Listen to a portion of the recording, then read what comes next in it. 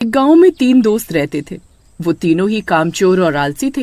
वो कोई काम धाम नहीं करते थे। उनके परिवार वाले भी उनकी कोई इज्जत नहीं करते थे। वो पूरा दिन गांव में मटर गश्ती करते थे। फिर एक दिन वो तीनों गांव में पेड़ के नीचे बैठे रहते हैं। तभी वहां से धनिया सेठ अपनी मोटरसाइकिल से गुजरता है और उसका बटुआ नीचे गिर जाता है। अरे कालू, अरे वो देख, धनिया सेठ अपना बटुआ यहीं गिरा गया।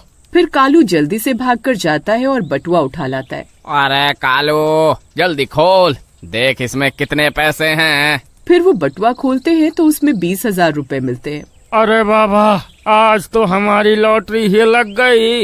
इतने पैसों में तो हम 2 महीने तक खूब ऐश कर सकते हैं। अरे भाई, मैं तो कहता हूँ मुंबई घूमने चलते हैं। अगर ये पैसा गांव में खर्च करेंगे तो धनिया सेठ को हम पर शक हो सकता है। फिर वो मुंबई जाने की तैयारी करने लगते हैं। अरे माँ, मेरा सामान बांध दो, मैं मुंबई घूमने जा रहा हूँ। कमबख्त, मैं तो तुझे रोज के 10 रुपए खर्ची देती हूँ। तेरे पास मुंबई जाने के लिए पैसे कहाँ से आए? कोई डाका तो डाल कर नहीं आया ना?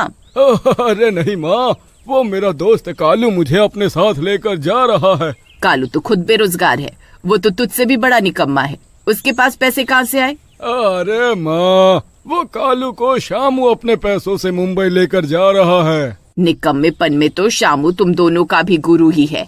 उसके पास इतने पैसे कहाँ से आए? सच सच बता, तुमने कोई उल्टा सीधा काम तो नहीं किया ना?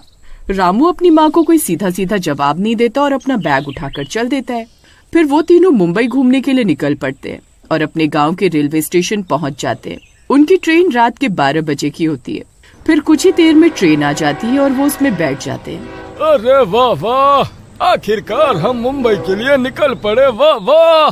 फिर वो तीनों ट्रेन में खूब हंसी मजाक करते हैं और रात के 2 बज जाते हैं। उनकी बोगी में एक बूढ़ा आदमी अपनी पत्नी और बेटी के साथ कहीं जा रहा होता है।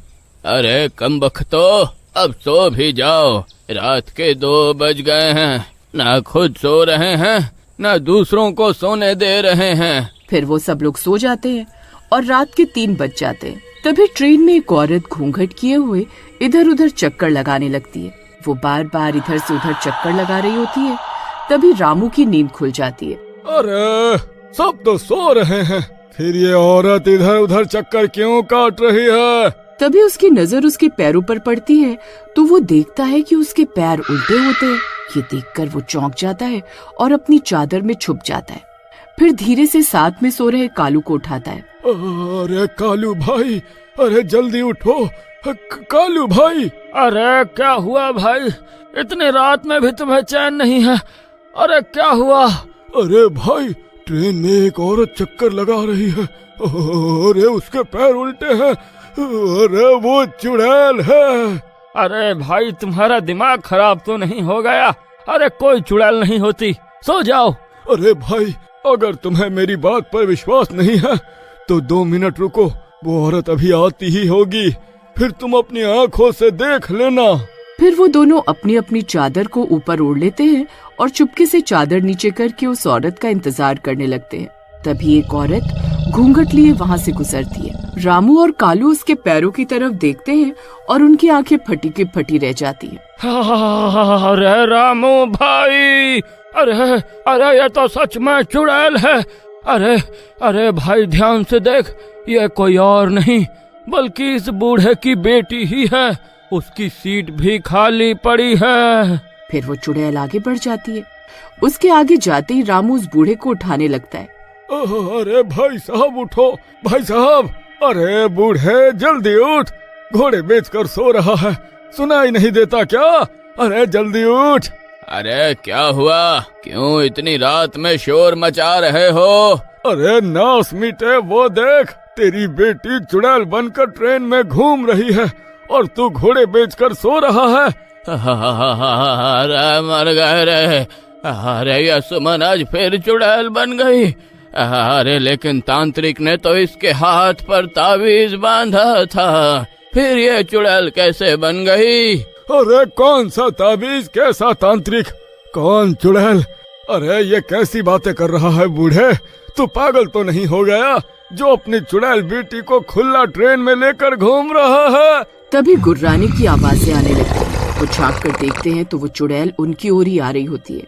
फिर वो सब लोग चादर में और वो चुड़ैल गुर्राते हुए आगे बढ़ जाती है। अरे भाई, अरे ज्यादा आवाज मत करो, उसने हमारी आवाज सुन ली तो वो हमें कच्चा खा जाएगी। अरे मर गए रे।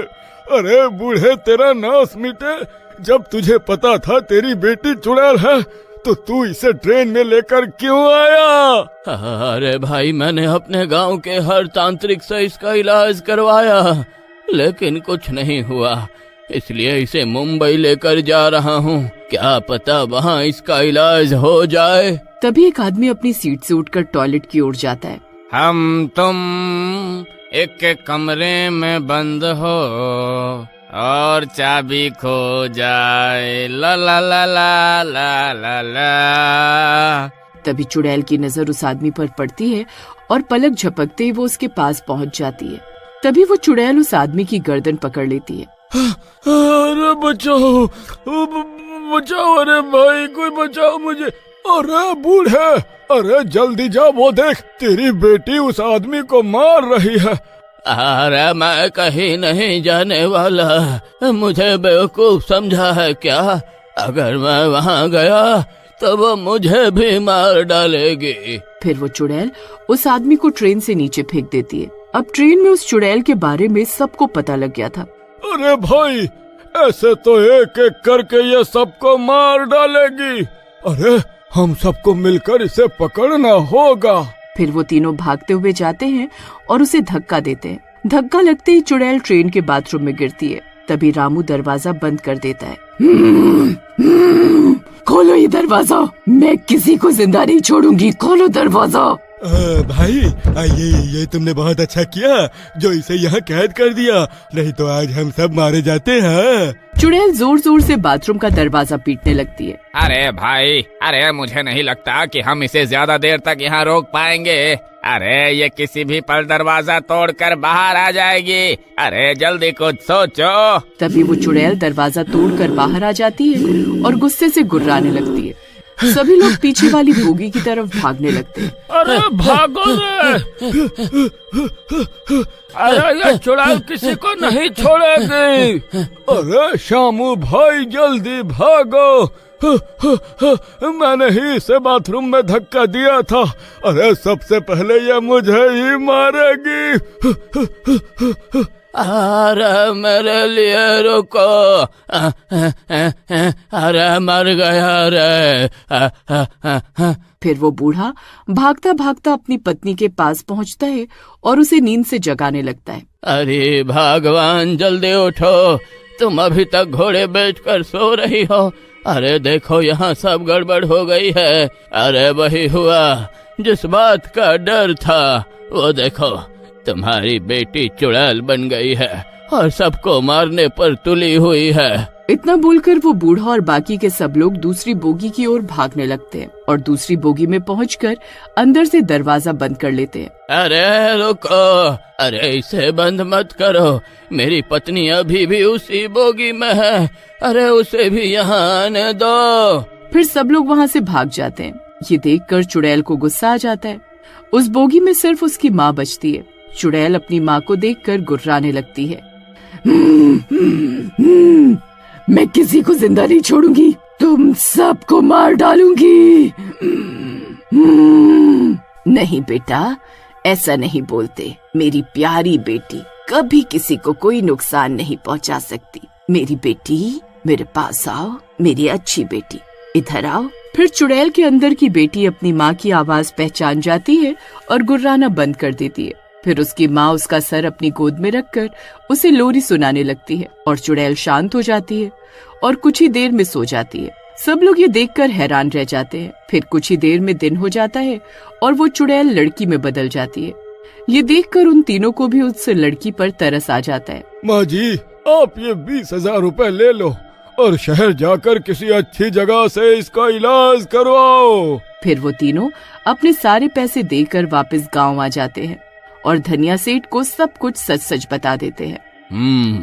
ठीक है, तुमसे गलती जरूर हुई, लेकिन तुमने उन पैसों का सही जगह पर इस्तेमाल किया है। इसलिए मैं तुम्हें माफ करता हूँ। फिर वो तीनों धनिया सेठ के पास काम करने लगते हैं और ईमानदारी से पैसे कमाने लगते हैं।